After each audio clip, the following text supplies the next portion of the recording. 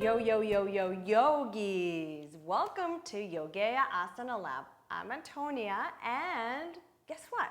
We're gonna do Lord of the Fishes pose. Whoa, what is that? It's pretty simple. Just bring your right leg over your left thigh. Make sure your foot is anchoring down. At the same time, drop your right sit bone down. Take a moment to just rock back and forth. And feel the lift through your chest, dropping into both sitting bones. Avoid contracting here. This is what we all do, and it really doesn't give us the length and the space for the pose. So lengthen up. Great. And once you're there, start to twist to your right.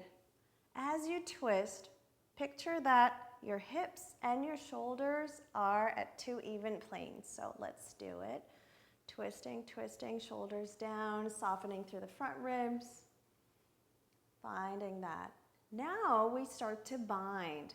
For the bind, hug the right knee into your chest. Tip back and forth.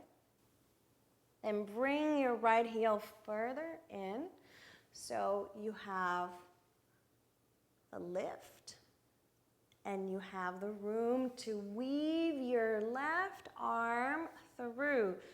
So what we want to do is bring the knee to the shoulder. Try this. This is more than enough. If you feel you want to stay here, that's beautiful.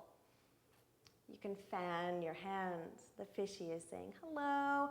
But if the fishy wants to go in and through, just take yourself first slightly to the right, and once you loop the arm through, go and clasp it from behind. You can grab onto the wrist if you feel that's available to you. Lengthen your spine and twist. Gaze over your right shoulder. Inhale. You have that last bit of stretch. And exhale, come back to the center. Ooh, that was intense. Always untwist the other way. Bring your foot forward.